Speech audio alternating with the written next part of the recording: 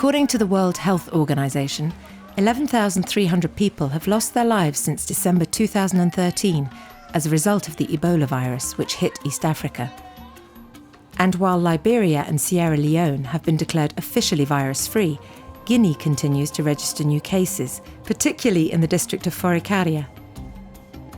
To eliminate the disease, strict roadblocks where people are made to get out of their vehicles are maintained on the main trunk roads. The World Health Organization demands that all travellers wash their hands with chlorinated water and have their temperature taken to detect any potential new cases, a procedure that the Guineans have over time become accustomed to. After the peak of the epidemic during autumn 2014 and the months of containment and sanitary emergency, business picked up slowly. At Mafarinya, the market is in full swing, but Ebola is still present everywhere. Amongst the dried fish sellers, the former sufferer, Ma, who recovered from the virus, still has to fight against people's stigmatism and fear.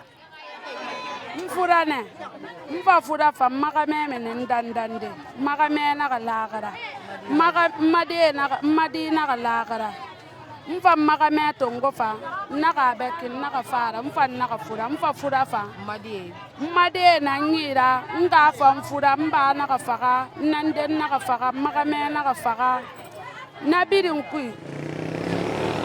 Crédit Rural de Guinée quickly understood the need for urgent action to help in the struggle against the plague, which took the whole world by surprise.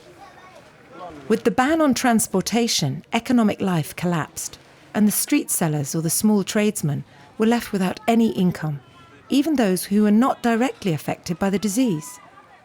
At the beginning of the crisis, rumours and false information made the situation much worse. Not having the right information at hand, people stopped all shopping, especially at places owned by sufferers who had recovered.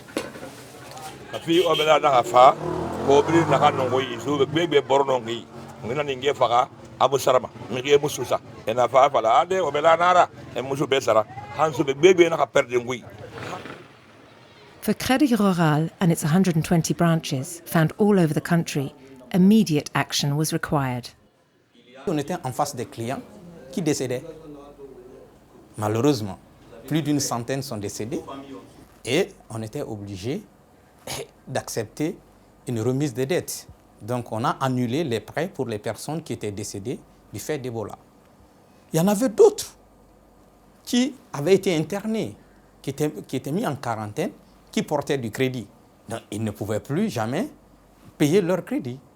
Et donc ces personnes-là, nous n'avons pas mis de pression autour de ces personnes. Nous les avons accompagné leur famille moralement à travers nos élus. Et à leur sortie de la quarantaine, nous avons organisé parfois des rencontres entre ces personnes et nous pour voir s'ils pouvaient continuer à payer le crédit ou s'ils avaient perdu leur activité, comment les accompagner pour mettre en place de nouveaux prêts leur permettant de reprendre l'activité. On Koya's market, 3 women traders have got together to have a better chance at selling bananas. Each of them took out an individual microloan from Crédit Rural de Guinée so that they can keep buying more stock. Their joint responsibility is the guarantee.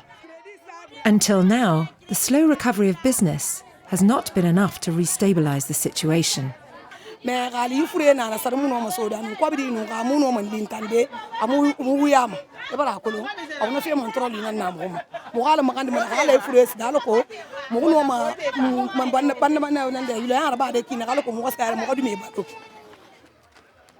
Very early on in the crisis, and after one of the employees died, Crédit Rural recognised the absolute necessity for protecting its staff and educating its clients. The checks at the entrances remain standard procedure.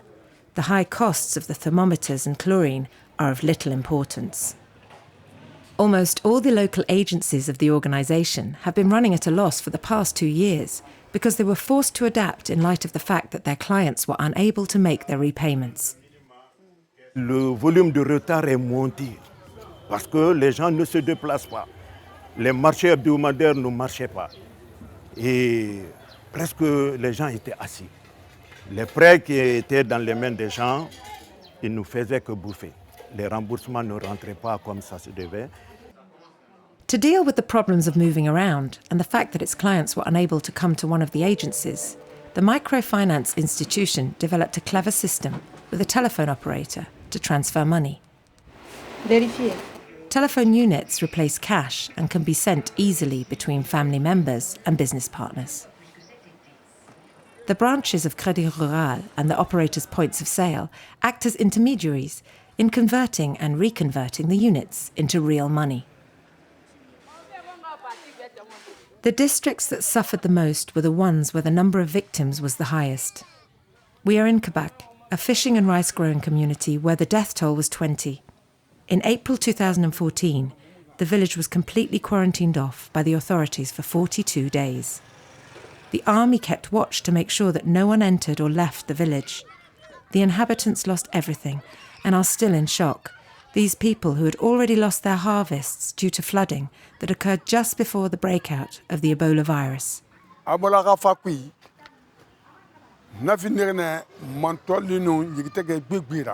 Parce que number barsa number ya kuma wana number ya kora number beta famfa amma sa number ya kuma mun na etani parce que wadi dangi ne be 40 sa ne mumma be imono maskade dedde.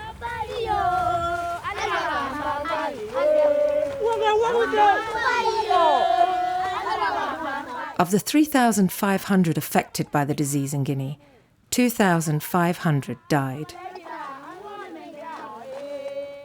Today, it seems that the Ebola virus is on the verge of disappearing. The reported cases of the virus are becoming more and more rare. But there is a real risk that the epidemic could return.